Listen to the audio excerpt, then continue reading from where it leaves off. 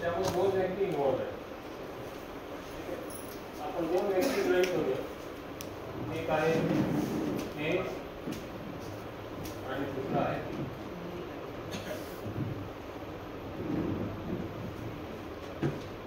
ठीक आहे. याचा आणि याचा दोघांचे नॅचरल ऍक्सेप्टन्स तर सेम आहे, पण जी योग्यता आहे ती कमी अधिक असते. ठीक. मग ए काय आपण काय करतो की बाय ए, समजा आपण ए आहोत, तर आपण स्वतःचा एक बद्दल काहीतरी एक इव्हॅल्युएशन केलेलं आहे की आपण असे आहोत. ओके. त्याचबरोबर आपण बीचंही काही आकलन केलेलं आहे. Evaluation of B with by A. नाही, आपण कुणाशी इंटरॅक्ट करताना दुसऱ्याबद्दलही एक समज आहे, एक अझम्पशन आहे, आणि स्वतःबद्दलही एक अझम्पशन आहे. त्याचबरोबर दुसऱ्याने सुद्धा स्वतःबद्दल एक समज आहे त्याचा बी बाय बी, आणि आपल्याबद्दल त्यांनी काही ना काही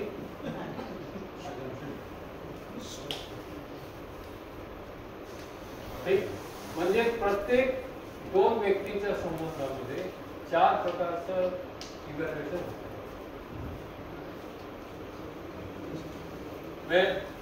मी आणि तुम्ही आहे, तर मी तुम्हाला काहीतरी समजतो, तुम्ही मला काहीतरी समजता, मी मला काहीतरी समजतो, तुम्ही तुम्हाला काहीतरी समजतो. हे चारही जेव्हा सेम असतील, राईट असतील, तेव्हा दोघंही शिकतो. यामध्ये एक जरी वर खाली झालं, समजा ए नी स्वतःला जे आहे त्यापेक्षा जास्त स्वतःला समज, ठीक आहे. मग काय होईल, ए जेव्हा बी चं इव्हॅल्युएशन करतील तेव्हा त्याला लोअर, त्याचं कमी आकलन. मी स्वतःला जेव्हा श्रेष्ठ समजतो तेव्हा दुसऱ्याला माझ्यापेक्षा कमी. आणि मग काय होईल, माझ्यामध्ये इगो असेल, इगो आल्यामुळे मी त्याच्याशी सहजपणे व्यवहार करू शकणार, आणि त्याचं अंडर इव्हॅल्युएशन केल्यामुळे तोही सुखी होणार नाही, तोही डिप्रेशन मध्ये येऊ शकतो, तोही सहज राहणार नाही. त्यामुळे दोन व्यक्तींच्या आकलन इंटरॅक्शन मध्ये एकमेकांचं आकलन आपण कसं करतोय, त्याचा काय आधार आहे हे समजून घेणं म्हणजे आपल्याला की आपण पण हे जाणते अजाणतेपणी हे होतच नव्हतं. आपण पहिल्यांदा जरी भेटत असलो किंवा अनेक वर्षापासून जरी रोज भेटत असलो तरी हे चालतं. असं होतं की आणि बाकी किती इंटरॅक्शन, किती लोकांसोबत इंटरॅक्शन मध्ये आपण सहज राहतो, किती लोकांसोबत इंटरॅक्शन मध्ये आपण असहज होतो, अवघड होतो. जिथे इव्हॅल्युएशन मध्ये प्रॉब्लेम आला तिथे अवघड होतो.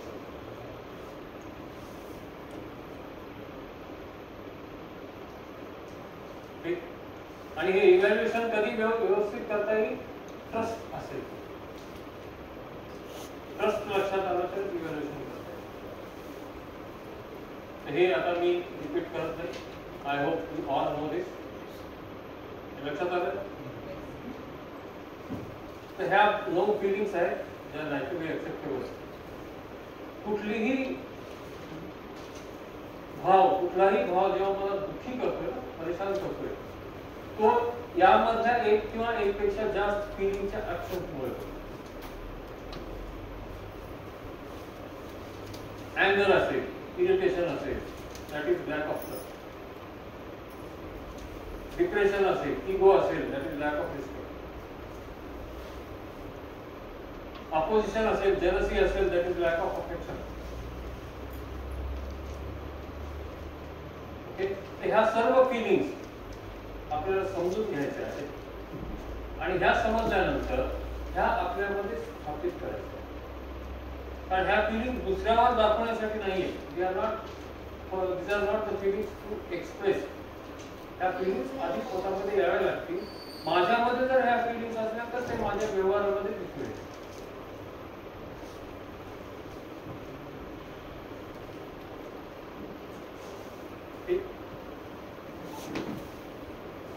तर रिस्पेक्ट विथ राईट इव्हॅल्युएशन.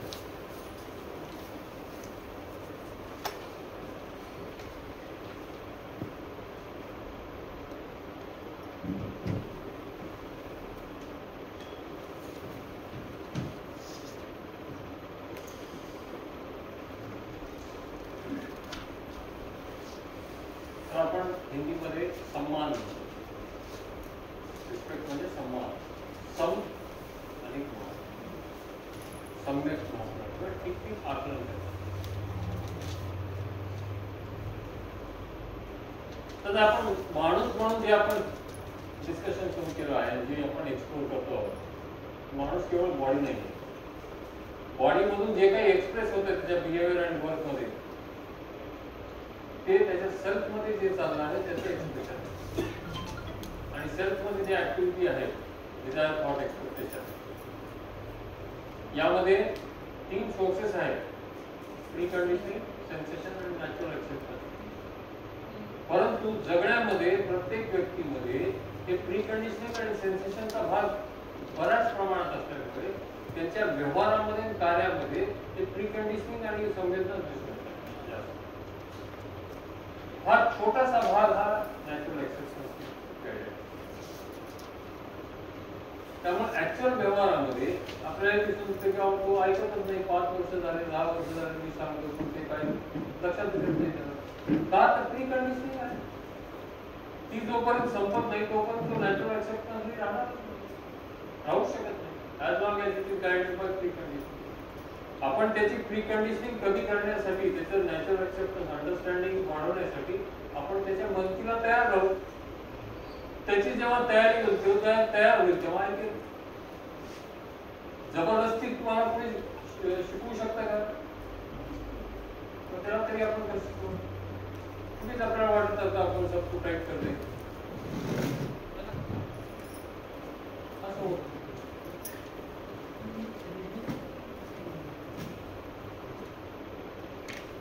ठीक. मग जेव्हा राईट इव्हॅल्युएशनची गोष्ट आपण करतोय, right evaluation of human being, कुठल्याही मानवाचं योग्य आकलन, या 2 गोष्टीवर करायचं. बॉडीच्या एक्सप्रेशनवर करून काहीच उपयोगाचा नाही, कारण इथे जे एक्सप्रेशन मध्ये येत आहे, इथे जे येत आहे ते ह्याचा आउटकम आहे. म्हणजे काय आकलन करायचं नव्हतं, ह्याचं करावं लागेल. आणि आपण जे योग्य वागणं म्हणतो ते इथून जोपर्यंत गाईड होतोय तोपर्यंत ते बिहेवियर आणि वर्क हे राईट असेल. ह्याच्यातून गाईड झालं की हे बिहेवियर आणि वर्क राईट असेल.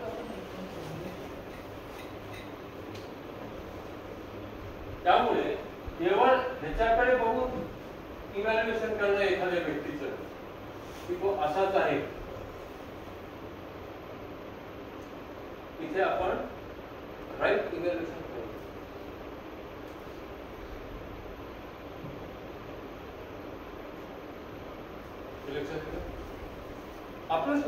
आपल्या व्यवहारामध्ये समजा तुम्ही कधी कधी आपलं काही अडचणीमुळे आपण मध्ये अँगर आहे आणि त्या अँगर मध्ये आपण काहीतरी बोलून घेऊ, त्याच्या आधारावर जर कोणी आपलं आकलन केलं तर ते आकलन चुकीचं होऊ शकतं, योग्य आकलन होणार का? कारण त्यावेळी माझ्यामध्ये प्री कंडिशनिंग होती, प्री कंडिशनिंगच्या माझ्यामध्ये तो अँगर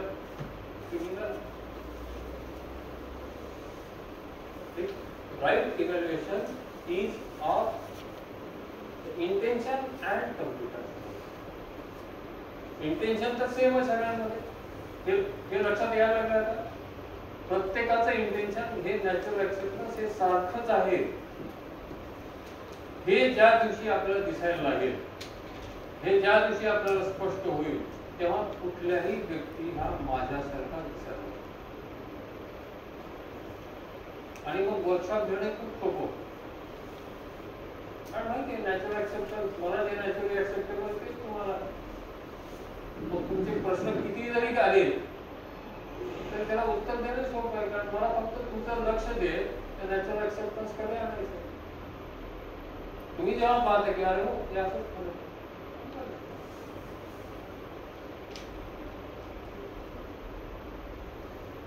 आणि सगळे संबंधी होते. कुणाशी वागताना असं अवघडून जातं, सहज होतं. ठीक. The right evaluation of human being is of intention, that is natural acceptance. आणि हे ट्रस्ट जेव्हा आपल्यामध्ये ट्रस्ट लक्षात येतो तेव्हा इंटेन्शन बद्दल खात्री असते. मग राहिलं काय? कम्प्युटर योग्य, त्याचाच योग्य आपल्याला रिस्पेक्ट आपल्याला सगळ्यांना हवा आहे की नाही? We want respect, we need respect continuously. मग जर नॅचरली ऍक्सेप्टेबल आहे की आय वॉन्ट रिस्पेक्ट कंटिन्युअसली, तर हे सगळ्यांसाठीच लागतं. सगळ्याच मानवाला रिस्पेक्ट पाहिजे. ओके. पण होतं काय, आपण रिस्पेक्ट करण्याच्या नादामध्ये बऱ्याच वेळा ही ओव्हर इव्हॅल्युएट चालतं. स्वतःचं किंवा दुसऱ्याचं किंवा दुसरा आपलं अधिमूल्यन करतो. अधिमूल्यन म्हणजे काय? की कुठल्या तरी पार्टीमध्ये, लग्नाच्या पार्टीमध्ये तुम्हाला आमंत्रित केलेलं आहे आणि तुम्ही खूपच खास ड्रेस घालून तुम्ही त्या लग्नाच्या पार्टीमध्ये गेला आणि गेल्याबरोबर तिथे जे रिसीव्ह करायला काही लोक थांबले ते तुमच्याकडे पाहत राहिले अवाक आणि सगळे एकदम काय शोधता येतो. अगदी म्हणजे एखाद्या बॉलिवूड स्टार सारखे दिसायला आतापर्यंत आपण सहज नॉर्मल चालू. बॉलिवूड स्टार सारखे दिसतो म्हणल्याबरोबर आपली चालणं बोलतो. आपल्या वाटायला बाकीचे साधारण लोक एक्स्ट्रा आणि आपली सहजता नसते.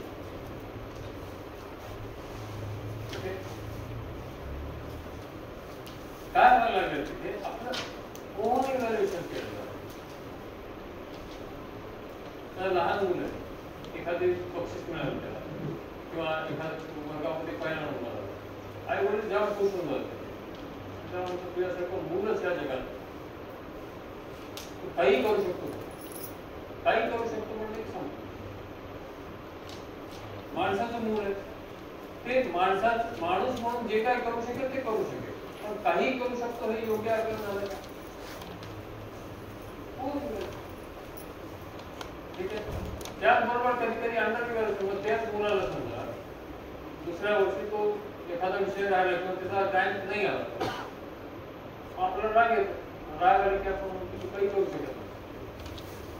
ऑलरेडी बरंच काही करतोय, अभ्यास करतोय, सकाळी उठतोय, जेवण करतोय, दात घासतोय, शाळेला जातोय, वापस येतोय, अभ्यास जे काही करायचं करतोय, पण तू काहीच करू शकत नाही असं म्हणणं ते अंडर इव्हॅल्युएशन.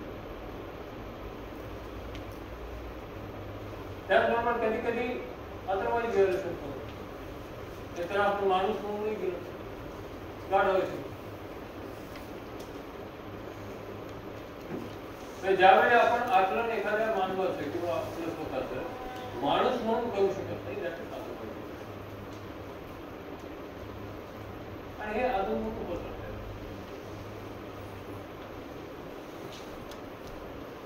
आता पहा, ह्या तिन्ही प्रकारच्या इव्हॅल्युएशन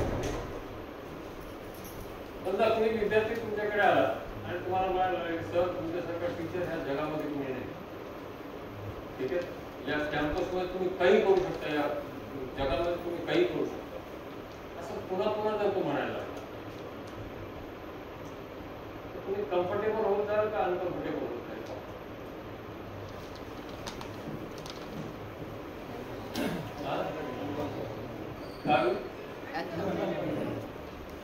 कारण ते इव्हॅल्युएशन आहे. जर तुम्ही त्यांनी जे इव्हॅल्युएशन केलं तेच खरं मानलं की जगात माझ्यासारखं दुसरं कोणी नाही, तुम्ही इगो मध्ये जा. पण इगो मध्ये असताना सुद्धा अनकम्फर्टेबल आहात. त्याचप्रमाणे एखाद्या बॉसने तुम्हाला एक काम दिलं आणि एका पर्टिक्युलर टाइमलाईन दिली, त्या टाइमलाईन मध्ये तुमचं कोणते झालं नाही काही कारणामुळे आणि बॉसने तुम्हाला बोलून तुम्हाला एक काम दिलं तर तुम्ही ते केलं नाही, तर तुम्ही काही करू शकत नाही, काही कामाचे नाही. असं म्हणल्यानंतर आपल्याला जेव्हा कोणी काही कामाचे नाही, निरुपयोगी आहात, नालायक आहात, त्यावेळी सुद्धा आपण कम्फर्टेबल होतो की uncomfortable?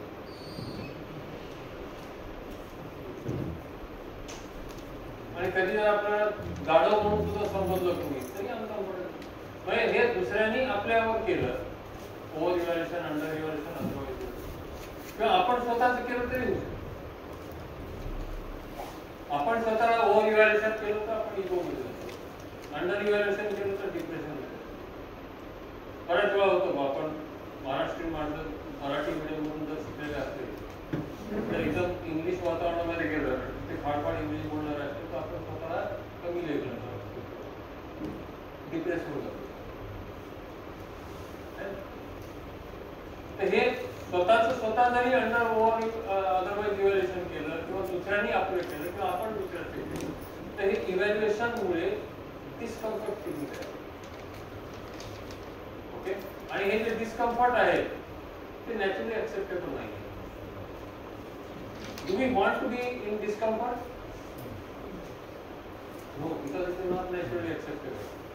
And any evaluation which is not naturally acceptable is disrespectful, which creates a not naturally acceptable feeling is disrespectful. कुठलंही evaluation जे discomfort निर्माण करतं, that is disrespect. आणि हे तीन प्रकारची evaluation. ठीक आहे, काही प्रश्न याच्यामध्ये? आपण चेक करू पाहिजे आपले जेवढे इंटरॅक्शन होतात सकाळपासून संध्याकाळपर्यंत एक आठवड्यामध्ये, त्यामध्ये आपण काय करतो? राईट इव्हॅल्युएशन करतोय का ओव्हर अंडर और अदरवाईज इव्हॅल्युएशन? मेजॉरिटी टाइम्स काय होतं, किती % राईट इव्हॅल्युएशन करतो आपण, किती % ओव्हर अंडर अदरवाईज इव्हॅल्युएशन? आपण स्वतःसाठी पाहू शकतो.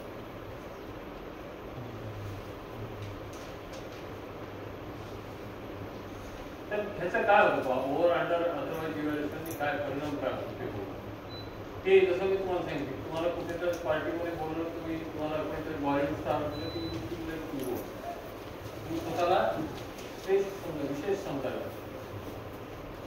आणि आपण जेव्हा स्वतःला विशेष समजतो तेव्हा इतरांचा अधिक उल्लेख करायला लागतो, दुसऱ्यांना आपल्यापेक्षा कमी मानतो. ओके, आणि जेव्हा आपण इगो मध्ये असतो तेव्हा आपण सहज नाही पाहतो.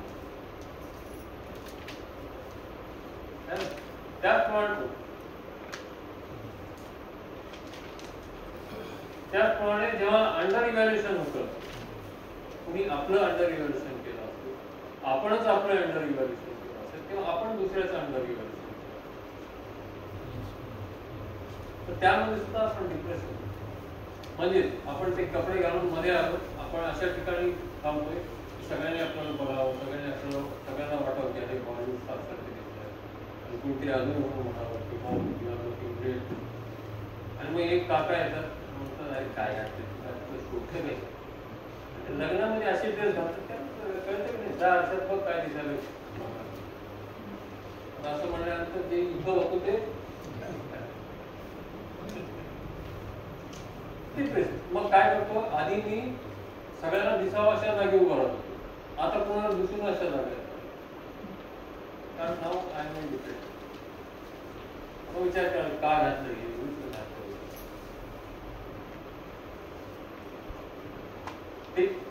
आणि हे इगो आणि डिप्रेशन हे चालूच राहणार. जेव्हा लोक माझ्याबद्दल काही चांगलं बोलतील, ओव्हर इव्हॅल्युएशन करतील, तेव्हा मी हाय समजेन, स्वतःला हाय फील करेन. जेव्हा माझ्याबद्दल काही वाईट बोललं जाईल किंवा खाली लेखलं जाईल तेव्हा मी लो फील करतो. आणि हे असं चालू राहतं कधीपर्यंत, जोपर्यंत मी माझं आकलन दुसरे काय करतायत त्याच्या आधारावर. दुसरे मला बॉलिवूड स्टार म्हटल्याबरोबर मी स्वतःला बॉलिवूड स्टार समजतो, दुसरे मला आगली दिसतोय म्हटल्याबरोबर मी स्वतःला आगली दिसतोय असं समजतो. दुसऱ्याच्या आकलनावर आधारित जर माझं आकलन होत असेल तर माझ्यामध्ये हे डिप्रेशन चालू. मग काय करायला पाहिजे? पेक्षा आपण हे बघू की याच्याने होणार काय, की जोपर्यंत मी माझं किंवा दुसरे माझं इव्हॅल्युएशन मी करत नाही, रॉंग इव्हॅल्युएशन करत नाही, जे की मला नॅचरली ऍक्सेप्टेबल नाही, कारण मी डिस्कम्फर्ट होतो. आणि जे नॅचरली ऍक्सेप्टेबल नाही असे फिलिंग जोपर्यंत माझ्यामध्ये असते तोपर्यंत माझ्यामध्ये स्ट्रेस असतो, टेन्शन असतं.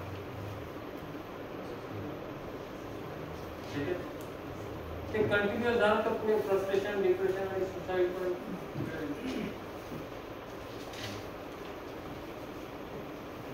तुम्हाला एक उदाहरण देतो. माझ्या एक मित्राचा मुलगा अगदी लहानपणापासून पहिलीपासून प्रचंड हुशार, पहिलीपासून त्याचा पहिला नंबर, आणि पहिला नंबर त्याचे मार्क्स असे असायचे की दुसरा नंबर कमीत कमी 10% मागे असायचे.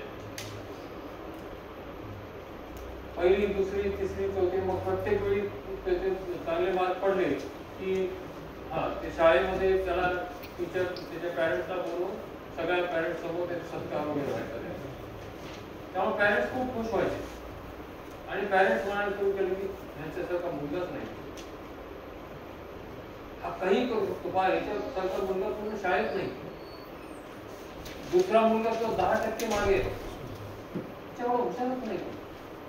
हे सगळं सुरू झालं. मग त्याची आजी आजोबाई त्याला सांगून झाले, मग येणारे मित्र वगैरे सुद्धा सगळे त्या मुलावर सारखं हेच कमांडिंग व्हायला लागले की त्याच्यासारखं तो श्रेष्ठ आहे, ग्रेट आहे.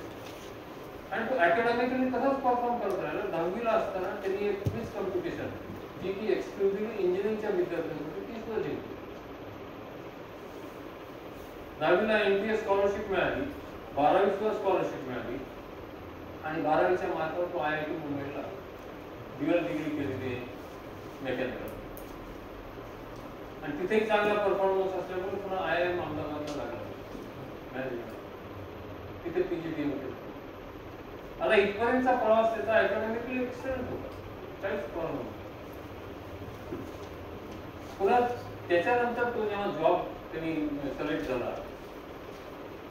ते फायनान्स कंपनी होती, मल्टीनॅशनल कंपनी, वेगवेगळ्या देशातले लोक, आणि ते IIT किंवा IIMs मधून पास झालेले लोक होते.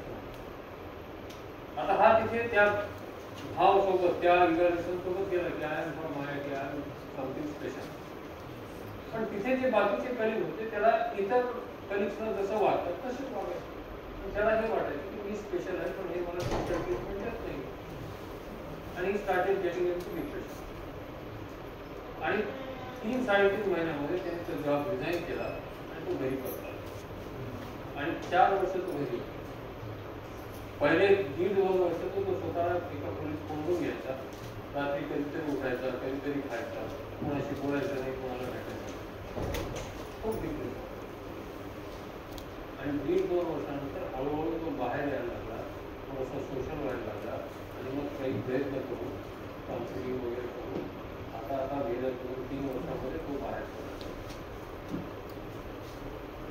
इमॅजिन करा, एक अत्यंत हुशार आणि इंटेलिजंट चाइल्ड, केवळ त्याचं ओव्हर इव्हॅल्युएशन कंटिन्युअसली होत राहिलं म्हणून अननोइंगली तो त्या स्टेटमध्ये गेला आणि त्याच्या आयुष्यातली 4 वर्ष बरबाद.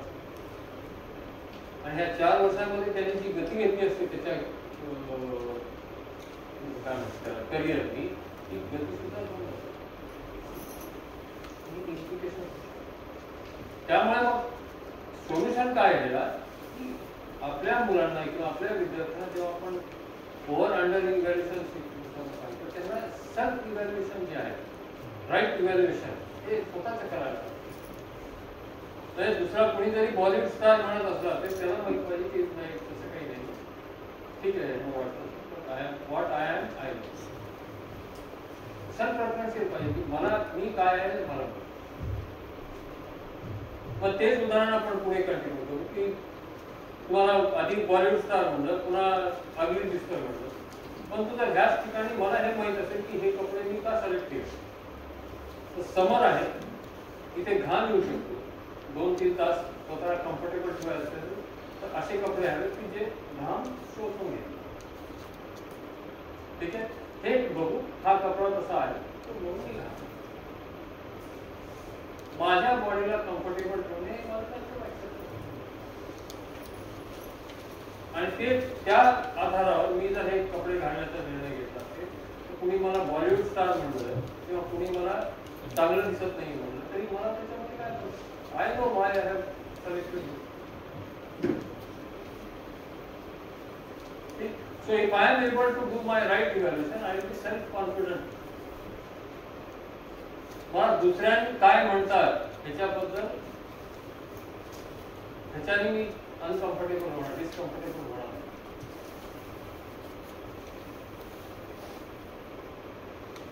ओके, हाच शब्द झाला.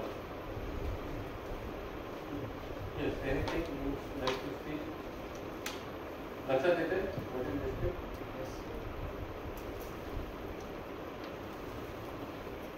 Yes. ठीक है.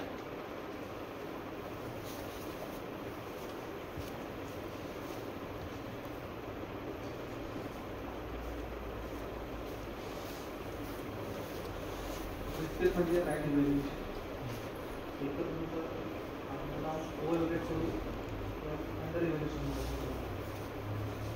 त्याचे परिणाम नुसतं आपल्याला बघायला मिळतात. एक्झाम्पल पण घेऊ पण ॲज अ टीचर माझ्याकडे सर्व स्टुडंट सारखे आहेत. काही विद्यार्थी काही विद्यार्थी वेगळ्या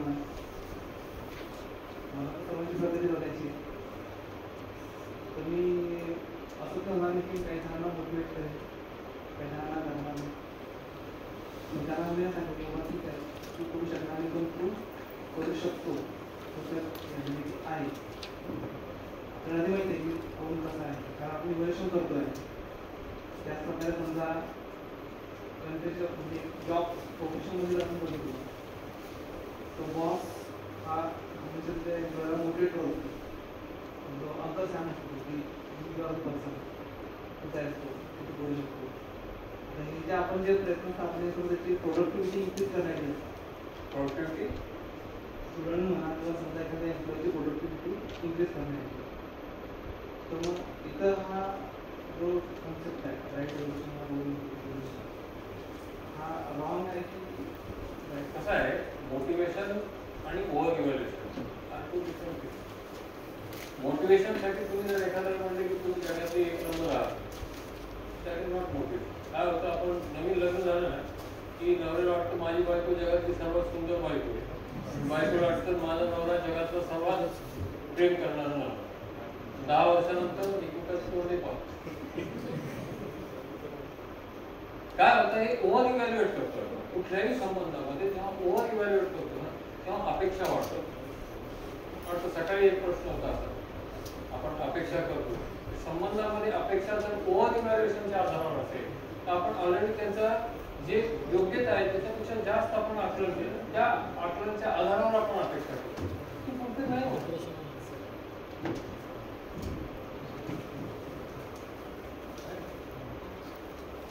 ह्या माणसाने प्रत्येक वेळी असंच वागलं पाहिजे ओव्हर इव्हॅल्युएशन झालेली आहे.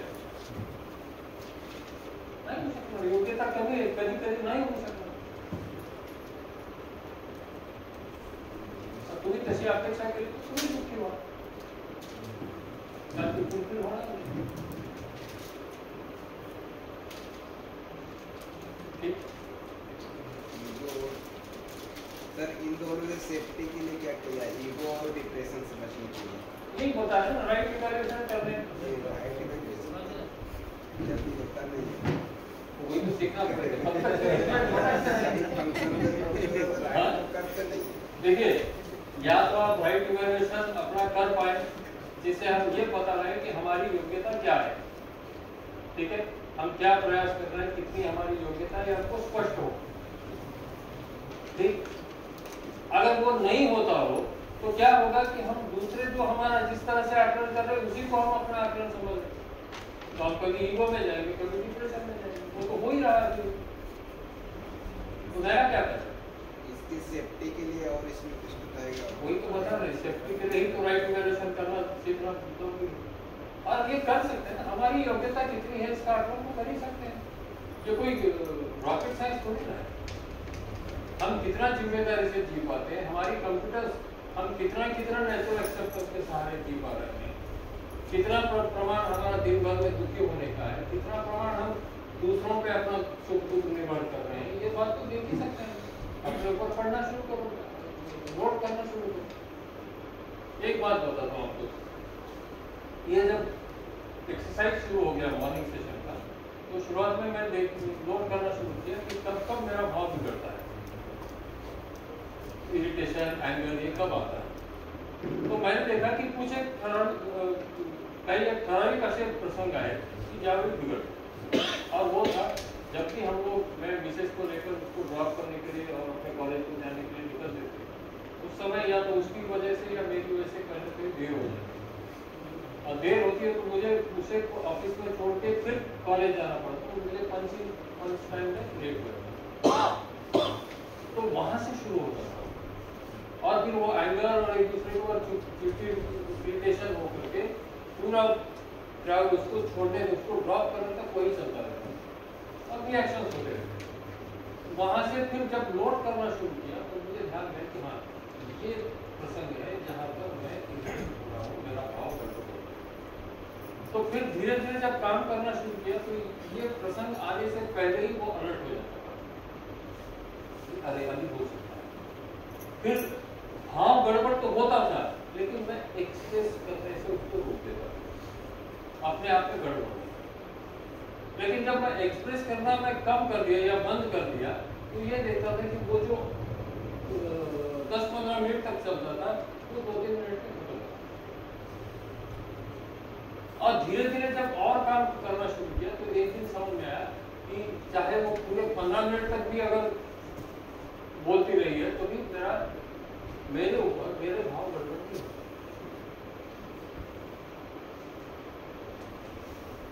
और जब मेरे भाव गड़बड़ नहीं हो रहे तो उसके भाव गड़बड़ नहीं होते, क्योंकि उसको जब रिएक्ट करता हूं तो वो भी रिएक्ट होती है। बेसिकली ये रिएक्शन एक दूसरे को देकर के हम लोग दोनों में दिशा में नहीं करते, तो ये धीरे धीरे हमको अपने ऊपर काम करना होगा, वही सेफ्टी का मतलब। सेफ्टी मतलब हम सुखी होना चाहते हैं, सुखी होने के लिए तो और sir, is right evaluation means right understanding of self value or self respect? No, right evaluation is about the human being. It may be for ourselves, it may be for others. So when we are evaluating, what is to be evaluated? First one is intention, and once we understand that intention is same for all, so we can see that at the level of intention we both are similar. मैं जो चाहता हूँ वही वो चाहता है, मैं जो करना चाहता हूँ वही वो करना चाहता है। अब रहता है कॉम्पिटेंस कि कितना वो इंटेंशन के साथ जी रहा, तो वहां से तो चेंज आएगा, या तो उसका कम होगा या मुझसे ज्यादा होगा। जितना ज्यादा समझदार होगा उतना ज्यादा जिम्मेदारी से जिएगा।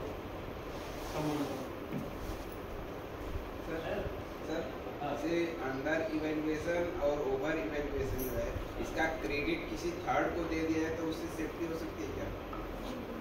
मतलब जैसे किसी ने कुछ किया तो इसका ओवर इवैल्यूएशन या अंडर इवैल्यूएशन है, वो अपने को बोले इसका क्रेडिट हमको नहीं चाहिए, हमारे इस पे भी और लोग सारे क्रेडिट की क्या बात है?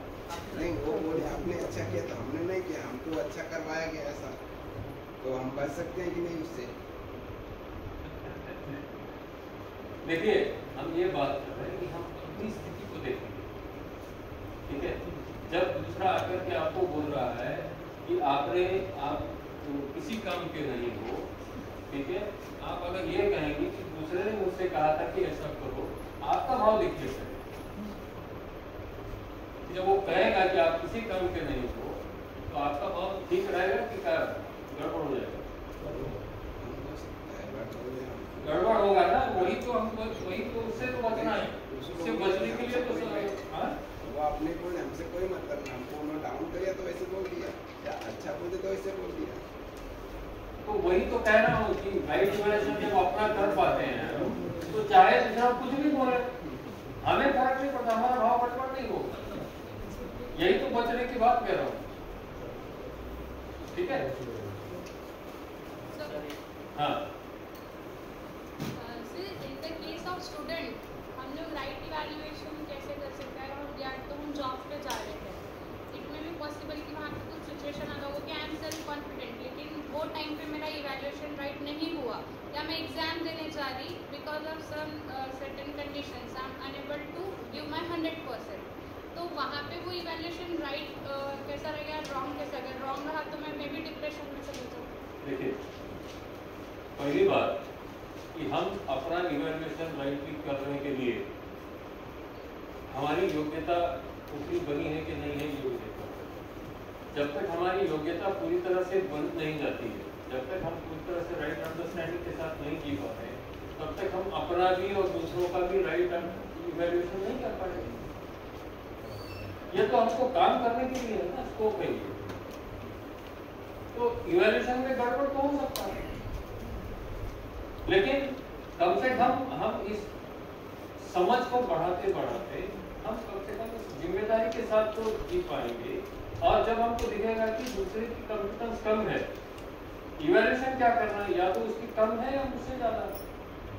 और ये कैसे समझ में आएगा? जैसे घर में हम रहते हैं तो 4 मेंबर्स अगर है तो 4 मेंबर्स में कौन ज्यादा जिम्मेदारी पूर्वक रहता है, दूसरों के साथ व्यवहार करने में कौन ज्यादा जिम्मेदारी पूर्वक व्यवहार करता है। ये कैसे समझ में आता है? ये समझ में आता है कि नहीं? तो जितना ज्यादा वो जिम्मेदारी से व्यवहार करता होगा उतनी उसकी समझ, तो जितना ज्यादा जिम्मेदार उतना वो समझदार होगा। ठीक है, तो इसमें आकलन करना है, मतलब उसको 100 में से मान करना, ऐसा तो नहीं है। या तो मुझसे कम है या ज्यादा है। यस सर, एखादं काम असतं माइक माइक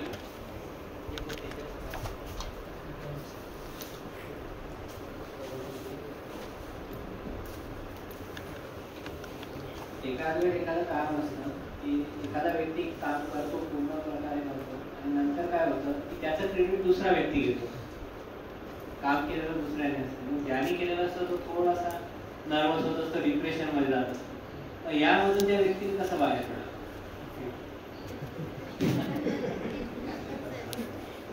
अजून आपण तिथंच अडकलेलो आहे. मला सुखी व्हायचंय, जर मला सुखी व्हायचं असेल तर मी जोपर्यंत इंडिपेंडंट होत नाही माझ्या सुखासाठी, तोपर्यंत हे सगळे इश्यू राहतात. मी जर दुसऱ्यांनी माझं क्रेडिट घेतल्यानंतर त्या घटनेमुळे दुःखी होत असेल तर मी इंडिपेंडंट झालो का माझ्या सुखासाठी? नाही, मग दुःखी होणार नाही. पण या गोष्टीला पॉझिटिव्हली कसं बघायचं हे मला विचारायचं. पॉझिटिव्हली कसं बघायचं म्हणजे आपले भाव बिघडून द्यायचे नाही.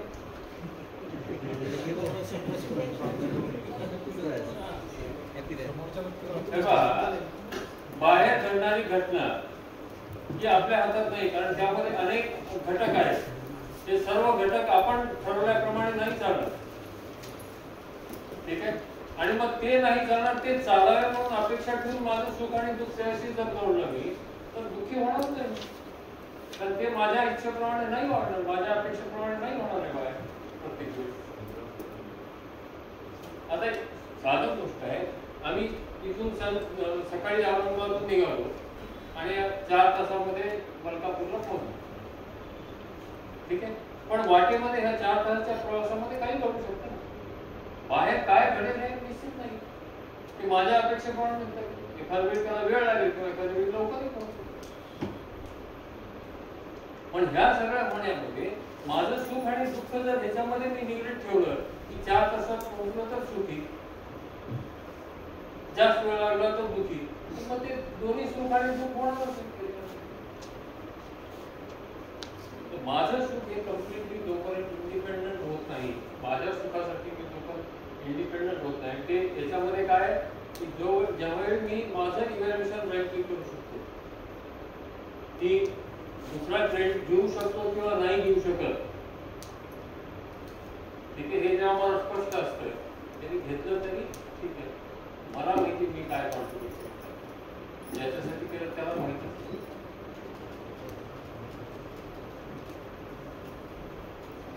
ठीक,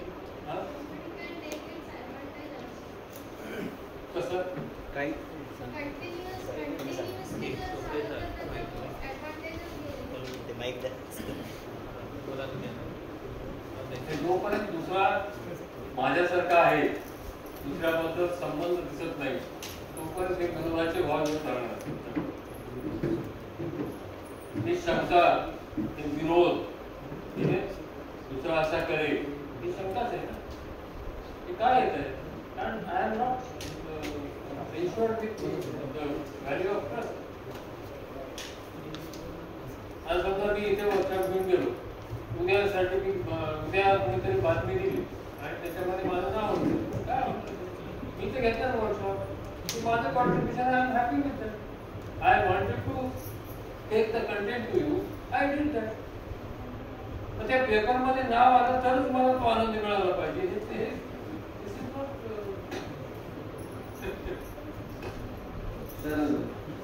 काही लोक आपलं इव्हॅल्युएशन सुद्धा बॉसजवळ करतात. समजा जे काम नसेल एखादं दिलेलं, ते काम जर चांगलं झालं ते म्हणतात मी केलं, आणि जर खराब झालं ते म्हणतात त्यांनी केलं. म्हणजे मग ज्यानं काम केलं त्याने काय केलं? तो हेड ऑफ द डिपार्टमेंट जो अधिकारी आहे त्याच्याकडे जर राईट अंडरस्टँडिंग असेल तर तो बरोबर होतो की हा जो बोलतोय ते कितपत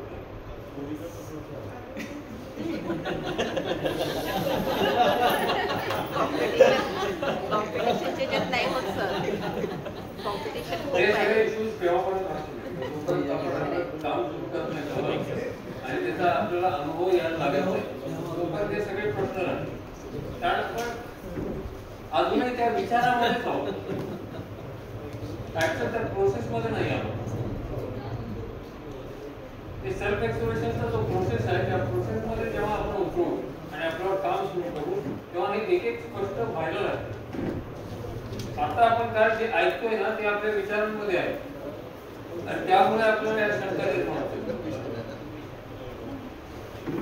आणि हे जोपर्यंत विचारामध्ये राहते, पुढचे 2-3 दिवस तुमच्या विचारामध्ये राहील. तुम्ही जर स्वतःवर काम नाही सुरू केलं तर 8 दिवसानंतर तुम्ही 3 दिवसापूर्वी जे होतात तेच राहणार. आणि मग तुम्ही म्हणणार काही नाही, ते होतं खूप चांगलं वाटतं पण ते प्रॅक्टिकल नाही.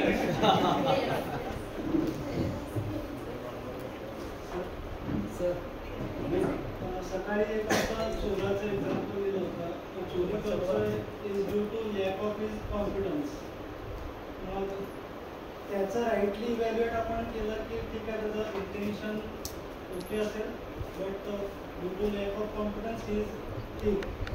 तर इज इट मीन्स रिस्पेक्ट? नाही, त्याचे इंटेन्शन राईट आहे पण त्याच्यामध्ये काहीतरी प्रीकंडिशनिंग आहे, त्यामुळे हे असे काम करतोय तो. पण त्याच्यामध्ये सुधार व्हावा, तो जो पण प्रीकंडिशनिंग करतोय तोही सुखी होऊ शकणार नाही. त्यामुळे त्यासाठी मी काहीतरी कार्यक्रम पोलीसमध्ये केस करेन, त्याला अटक करायला लागेल. परंतु त्याचबरोबर अशी व्यवस्था असली पाहिजे समाजामध्ये की जेव्हा तो जेलमध्ये जातोय तेव्हा त्याला त्या प्रीकंडिशनिंग मधून मुक्त होऊन त्याच्यामध्ये डेव्हलपमेंट व्हावी. अशी व्यवस्था आज नाही येते. आज आपण काय करतो, एखाद्या चोराने चोरी केली किंवा काही गुन्हा केला, गुन्हा शरीराने केला का त्या सेल्फने केला, शिक्षा कोणाला मिळते?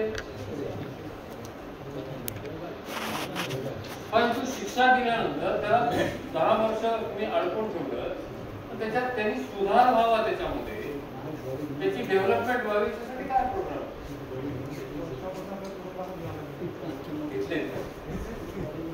एक बिहारमध्ये झालेलं वर्कशॉप आणि 2 वर्कशॉप मध्य प्रदेशमध्ये नवगाव म्हणून आहे तिथे झाले.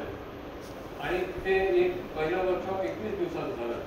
त्याच्यामध्ये किमान 4 खून केलेले कैदी होते मिनिमम. आणि त्यांनी 21 दिवसाच्या शिबिरानंतर जे व्यक्त केलं की आम्हाला त्यावेळी जर समजा हे कळालं असतं, हे कंटेंट आमच्यापर्यंत असतं, हा गुन्हा आमच्याकडून घडला नसता. परंतु काही लोकांनी असंही म्हणले की गुन्हा घडला म्हणून आम्ही इथे आलो म्हणून आम्हाला एक कंटेंट केलं. पण त्यामध्ये हे स्पष्ट होत होते की नॅचरल असं सगळं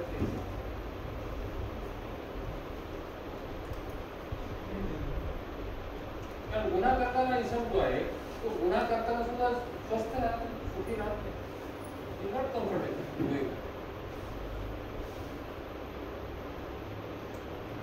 ठीक आहे. सर छान. एक मिनिट सर, थोडंसं अदरवाईज इव्हॅल्युएशन बद्दल. हा? अदरवाईज इव्हॅल्युएशन माणूस म्हणून इव्हॅल्युएट करत नाही. गाडं म्हणतो, झाड म्हणतो, दगड म्हणतो. We are evaluating the human being other than human.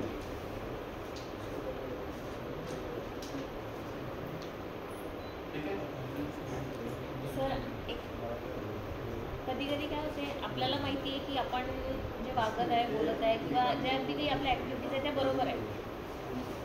आपल्याला पूर्णपणे विश्वास आहे की आपण चुकीचं करत नाही आहे, पण समोरचा व्यक्ती फोर्सफुली आपल्याला म्हणतो की तू हे कर, तू असं नाही वागली, तू चुकीचं वागली. तर त्यावेळेस काय करायचं? कारण आणि त्यामुळे काय होते की आपल्याला त्रास होत आहे त्या गोष्टीचा. त्या व्यक्तीला समजावून तो व्यक्ती जर ती गोष्ट ॲक्सेप्ट करत नाही आहे, त्यावेळेस काय करणार? आपल्याला वाटतं की आपण योग्यच वाटतो. हो. म्हणजे आपल्याला वाटतं, त्याला वाटत नाही. कुठेतरी पहा, तुम्ही मान्यतेवर आधारित जगताय, तोही मान्यतेवर आधारित जगताय. जेव्हा मान्यतेवर आधारित एकमेकांचं आकलन केलं जातं तेव्हा एकाचंही राईट इव्हॅल्युएशन. जोपर्यंत नॅचरल ऍक्सेप्टन्सच्या आधारावर तुमचं जगणं होत नाही, त्याचं जगणं होत नाही. कारण नॅचरल ऍक्सेप्टन्सवर आधारित तुमचं जर जगणं असेल तर त्याला ते बरोबर योग्य वाटतं आणि त्यालाही तसंच जगायचं. तुम्ही संबंधपूर्वक जर जगत असाल तर त्याला ते वाईट वाटतं का बघा. आता समजा आपण प्रिन्सिपल्स ठरवले असतात, आपल्या काही तत्व असतात आपले, आपण तत्वानुसार जेव्हा मान्यतेच्या आधारावर ठरवले की नॅचरल ऍक्सेप्टन्सच्या आधारावर. जर ते नॅचरल ऍक्सेप्टन्सच्या आधारावर असेल तर सगळ्यांची एकसाथ आहे. मान्यतेच्या आधारावर असेल तर ते मग इस्लाम मांडणाऱ्याचे तत्व काही वेगळे असतील, हिंदुत्व मांडणाऱ्याचे तत्व काही वेगळे असतील, ख्रिश्चॅनिटीचे तत्व काही वेगळे असतील, त्यात वादच होणार, तलवारबाजीच होणार. पण तेच जर नॅचरल ऍक्सेप्टन्सच्या आधारावर असेल, संबंधपूर्वक जीणं आहे, तर ते चाहे इस्लाम हो या ख्रिश्चॅनिटी हो या सिख हो, काही असो, सगळ्यांनाच संबंधपूर्वक जगायचं. मग तिथे वाद नाही होत. ठीक आहे. त्याच्यावर जो तुमचं काम सुरू होत नाही तोपर्यंत असे अनेक प्रश्न राहणार. कारण इतके वर्ष आपण ते अनुभव घेत आलो आणि त्याचं आकलनही नीट नाही केलेलं आपण. आपल्या मान्यतेच्या आधारावर काहीतरी आकलन करतो आणि कन्फ्युजन काढतो लगेच. परवाच एखादी लेक्चर द्यायला होते, ते म्हणले की टीचर्स मध्ये असं असतं म्हणे की जे टीचर विद्यार्थी प्रिय आहे तो चांगला टीचर असत होता. म्हणून तुम्ही किती टीचर्स पाहिजे. ठीक आहे, असं काही ती एक मान्यता आहे. तुम्ही जेवढे टीचर पाहिजे त्याच्यावरून तुम्ही ठरवतो. असे टीचर आहेत जे विद्यार्थी प्रिय पण आहेत आणि शिकवण्यातही एक्सपर्ट आहेत. त्याचा काय संबंध आहे? तुम्ही एक मान्यता तयार केली की हे विद्यार्थी प्रिय शिक्षक कसे तयार होतात, ते विद्यार्थ्यांना काहीतरी त्रास होतो. चांगलं शिकवून विद्यार्थी प्रिय होता येत नाही असं काहीतरी भेट झालं. किंवा मी स्वतः विद्यार्थी प्रिय नाही पण मी चांगला शिक्षक असं मान्यता करते.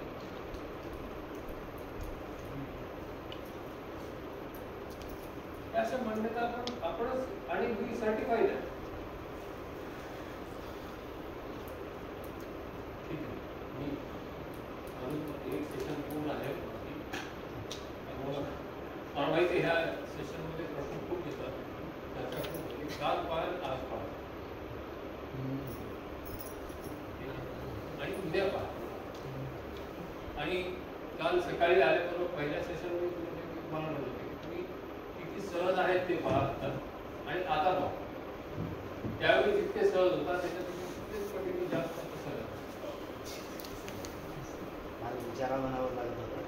काल काहीतरी विचारा म्हणावं लागत होतं. आणि आता कनेक्ट झाले. आता तुम्हाला त्याच्याकडे बघायची गरज नाही की मोबाईल वापरतायत काय करतायत. बरं, आता राईट इव्हॅल्युएशन कसं करायचं ते बोलू. Right evaluation of human being. Human being म्हणजे काय? Body and self coexistence. पण जेव्हा राईट इव्हॅल्युएशन करायचं तर त्याचं बेसिस काय असावं? सेल्फ की बॉडी. कारण जे काही बिहेवियर आणि वर्क मध्ये येते ते सेल्फ मध्ये जे आहे ते दिसते. ते मग सेल्फच्या आधारावर करायची तर पहिली गोष्ट पर्पज. जगण्यामागचा प्रत्येक मानवाच्या जगण्यामागचा पर्पज काय असतो. मग मी माझं पाहतो पर्पज. मला हे दिसतं की माझं जगण्याचा हेतू मुळात किंवा पर्पज जो आहे तो आहे to ensure continuity of happiness and prosperity. मी जे काही करतोय ते हॅपीनेस अँड प्रॉस्पेरिटीच्या कंटिन्युटीसाठी. तुम्ही तुमचं पाहत मला सांगा तुमचा काय पर्पज आहे. सेम आहे. Yes or no. सगळ्या मानवाचा जेव्हा मला दिसायला लागते की सगळ्या मानवाचा हाच पर्पज आहे. Every human being wants to be happy and prosperous in continuity. मग माझा जगण्यामधला पर्पज, तुमचा जगण्यामधला पर्पज आणि सर्वच मानवांचा जगण्यामधला पर्पज एकच आहे. म्हणजे ते पर्पजच्या दृष्टीने माझ्या सेल्फनेस आहे. You also want to be happy, I also want to be happy. आपल्या सर्वांचा पर्पज एक. On the basis of purpose everybody is happy. Then कार्यक्रमाचा काय तो पर्पज कसा फुलफिल करता येईल. तर मला दिसतं की मला जर सुखी व्हायचं असेल तर 40 स्तरावर जी व्यवस्था आहे ती समजून घेऊन त्या व्यवस्थेमध्ये जगावं लागेल. हाच कार्यक्रम. तुम्हाला तुमचा कार्यक्रम कसा दिसतोय. निरंतर सुखी आणि समृद्ध होण्यासाठी काय करावं लागेल. समजून घ्यावं लागेल व्यवस्था आणि व्यवस्थेमध्ये जगावं लागेल. म्हणजे तुमचा माझा कार्यक्रमही समान आहे तसंच इतर सर्वांचा आहे. आणि त्यानंतर मग हे करू शकण्याची क्षमता आहे की नाही सर्वांमध्ये आहे. माझ्यामध्ये व्यवस्था कधी होते जेव्हा माझ्यामध्ये भाव विचार सर्व कल्पनाशीलता जी आहे ती नॅचरल ऍक्सेप्टन्सच्या आधारावर होते. माझ्यामध्ये भाव आहेत विचार आहे इच्छा आहे आणि नॅचरल ऍक्सेप्टन्स सुद्धा माझ्याकडेच आहे. याच्यासाठी मला कुठेही बाहेरची मदत लागत नाही.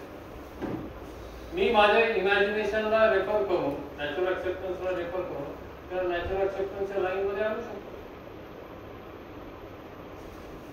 ठीक आहे. तसंच तुमच्यामध्ये सर्वांमध्ये डिझायर थॉट एक्सपेक्टेशन आहेतच आणि नॅचरल ऍक्सेप्टन्स आहे. जे मी माझ्यामध्ये करू शकतो ते तुम्ही तुमच्यामध्ये करू शकता. क्षमताही तुमच्यामध्ये खूप राहते. हे जे चित्र दिसतंय इकडे मागे हे पिवळं जे दिसतंय ही योग्यता आणि कंप्लीट सर्कल ही क्षमता. ठीक आहे. क्षमताही सेम आहे. मग हे दिसून येतं की पर्पज प्रोग्राम आणि पोटेन्शियलच्या आधारावर सर्व मनुष्य एकसारखे आहेत. आणि हे जेव्हा दिसायला लागतं तेव्हा प्रत्येक दुसरा मानव माझ्यासारखा होतो. मग तो स्पीकर असेल, अधिकारी असेल, ठीक आहे, मेड असेल, बॉस असेल, विद्यार्थी असेल, लहान मुलं असेल, वृद्ध माणूस असेल, सगळे माझ्यासाठी सगळ्यांना सुखी व्हायचं संपूर्ण.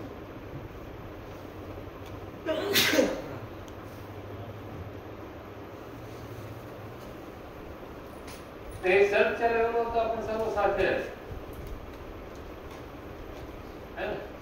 नॅचरल ऍक्सेप्टन्सच्या आधारावर आपण सर्व सारखे दिसतो. परंतु डेली रुटीन जीवन जगण्यामध्ये आपण काय करतोय. दुसऱ्याला आपल्या समान मानतोय का आपण काहीतरी स्वतः स्पेशल युनिक डिफरंट आहोत असं दाखवण्याचा प्रयत्न करतो. स्वतःला विशेष दाखवण्याचा प्रयत्न करतो. ठीक आहे. मग त्यामध्ये कसं होतं वेगळं दाखवण्यासाठी आपण काय करतो डिफरन्शिएशन करतो. डिफरन्शिएशन करण्याच्या आधारावर बॉडीच्या आधारावर मग ज्याचं एज माझ्यापेक्षा कमी आहे ज्याचं एज माझ्यापेक्षा जास्त आहे त्या दोन्हीचं इव्हॅल्युएशन मी वेगवेगळं करतो. आणि इव्हॅल्युएशन वेगवेगळं करतो म्हणजे माझे जे फिलिंग्स आहेत माझ्यापेक्षा वयाने लहान असलेल्या व्यक्तीबद्दल माझ्या फिलिंग्स माझ्यापेक्षा मोठा असलेल्या व्यक्तीबद्दल माझ्या फिलिंग सगळे वेगळे आहेत. त्याचप्रमाणे जेंडरवर आधारित जेव्हा आपण इव्हॅल्युएशन करतोय तेव्हा जेंडरच्या आधारावर जेव्हा करतो तेव्हा दोन जेंडर डिफरंट आहे तर ते दोन वेगवेगळे इव्हॅल्युएशन होतात आणि माझं बिहेवियर दोन्ही वेगवेगळं रेसच्या आधारावर किंवा फिजिकल स्ट्रेंथच्या आधारावर. एक उदाहरण सांगतो, मी कॉलेजमधून घरी जाताना माझ्या समोर एक कार थोडी वेगात गेली आणि त्यानंतर त्या मागून एक मोटरसायकल सुद्धा. तर पुढे गेल्यानंतर काय थोड्या वेळाने कार मी थोडंसं राईट टर्न घेतलं, छोटासा असं थोडं राईट असं आणि नेमकं त्यावेळी तो मोटरसायकलवाला ते क्रॉस करतो, ओव्हरटेक करतो. तर त्यामध्ये काय झालं की मोटरसायकलवाला जो साईड मिरर होता तो घासला गेला, तो तुटला, खाली पडला. पुढे फार ब्रेक मारला आणि त्या गाडीच्या आडवी लावली आणि तो एकदम आवेशामध्ये फिरला गाडीमध्ये. मी ब्रेक मारला म्हणजे काहीतरी बघायला मिळेल आणि मग थोड्या वेळाने ते कारचा दरवाजा उघडला आणि दरवाजा उघडल्यानंतर जेव्हा तो हात बाहेर आला तर हात बघितल्यावर लक्षात आलं कोणतरी बाउन्सर आणि तो जेव्हा बाहेर आला तो समोरचा येणारा जो आवेश होता पूर्ण गेला आणि तो येऊन मला लागलं का कुठं काही झालं का, माझं ग्लास तुटला. ठीक आहे राहू द्या, मी बसतो. कशाच्या आधारावर मायापेक्षा बलवान असेल तर मायामध्ये एक भाव आहे, एक एक्सप्रेशन. मायापेक्षा कमजोर असेल ठीक. पुन्हा दुसरा का हे कशामुळे होतं की माझं जे इव्हॅल्युएशन आहे ते human being as a body ह्या मिसअंडरस्टँडिंगच्या आधारावर.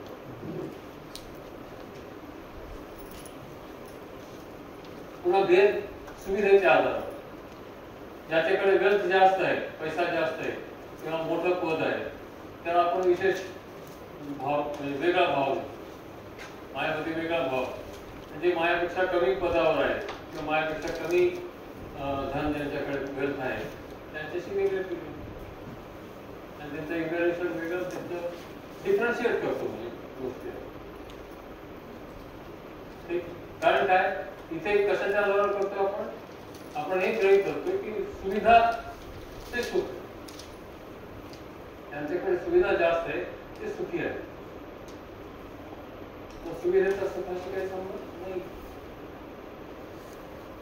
पुन्हा भेद मान्यतेच्या आधारावर, इझमच्या आधारावर, सेक्सच्या आधारावर, शिक्षणाच्या आधारावर. ठीक आहे. इझम्स मध्ये कसं कुणी कॅपिटलिझम आहे, कुणी म्हणला काय म्हणतात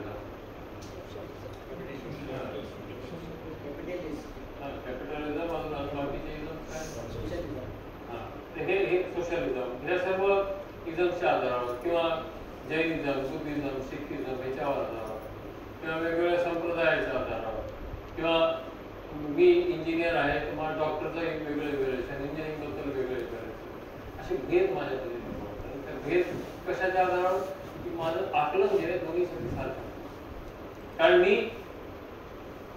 माझी जी मान्यता आहे ती ज्याच्याशी मॅच होते तो माझ्यासाठी. सगळ्याला माझ्यासारखा नाही समजू शकत. ठीक आहे. But the reality is every human being is. तर हे सगळे भेद दिसतात आणि जिथे जिथे डिफरन्सिएशन करतोय आपण, डिस्क्रिमिनेशन होत आहे ते दिसेल. आणि हे डिफरन्सिएशन का होत आहे? Because of this precondition. The purpose program potential is same and therefore other is similar to me, and then the other is similar to me and competence कमी अधिक होईल on the basis of right evaluation of mutual competence. म्हणजे त्याचे competence आणि माझे competence हे दोघांचं mutual evaluation करून I recognize the complementarity and fulfillment. Complementarity म्हणजे परस्पर पूरकता. परस्पर विरोध निर्माण करायचे की परस्पर पूरक व्हायचं ते आपण करू. परस्पर पूरकता असेल तर मी सुखी होतो, दुसराही. If other has more understanding, is more responsible than me, I am committed to understand from the other. If I have more understanding, I am more responsible than the other. I deal with responsibility with the other unconditionally, unperturbed by the behavior of the other. I am committed to facilitate understanding in the other once the other is assured in relationship and not before that. हा प्रश्न विचार होते केव्हापर्यंत करायची आपण किती सांगून तो ऐकत नाही. तो जर तयार नसेल माझ्याकडून ऐकून घ्यायला तर तो समज आपण कुणालाही जबरदस्ती समजून सांगू शकत नाही. आताही तुम्ही इथे सगळे बसलेले आहेत, प्रत्येकाला जबरदस्ती तुम्ही हे समजून घेतलं पाहिजे असं नाही करत. ज्यांना ज्यांना वाटेल की हे महत्वाचं आहे ते समजून घेतलं नाही, बाकीचे ऐकले. I can only help you to understand, but understanding has to take place within you.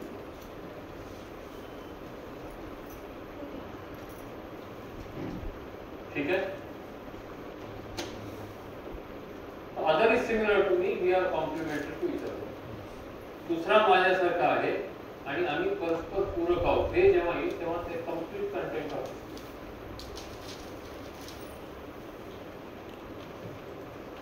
ठीक, हे कॉम्प्लिमेंटॅरिटी मध्ये आपण पाहिलं होतं, ट्रस्टमध्येही पाहिलं होतं की कम्प्युटर्स वेगवेगळे असू शकतात. एखाद्याची जास्त आहे माझ्यापेक्षा तर तो जास्त जबाबदार आहे, जास्त समजदार आहे, त्याकडून समजण्यासाठी मी तयार आहे, त्याचा द्वेष नाही करणार. एखाद्याची माझ्यापेक्षा कमी आहे तर त्याला समजावून त्याला मदत करण्यासाठी मी तयार नाही. ठीक आहे?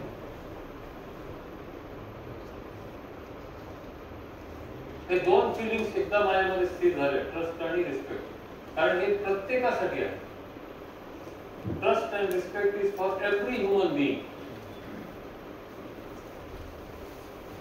कारण प्रत्येकाचं इंटेन्शन सारखंच आहे, त्यामुळे we can be assured of intention of the other. And everybody needs respect. Okay, and respect is right evaluation of intention and competence. हे सगळ्यासाठी.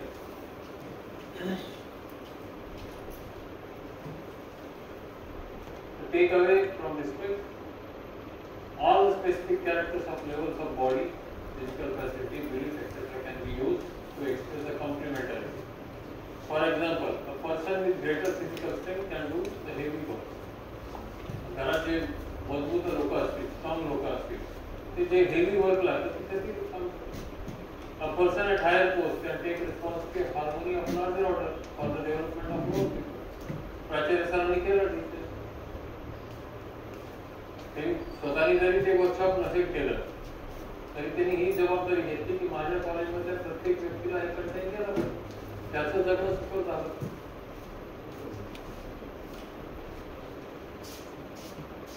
ठीक आहे? With the feeling of complementariness, the other feelings naturally flow.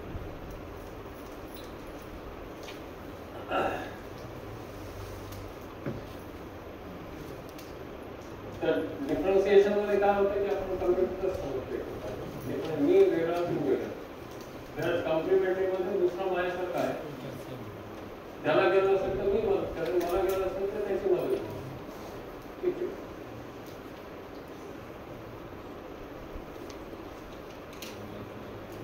any assignment, any self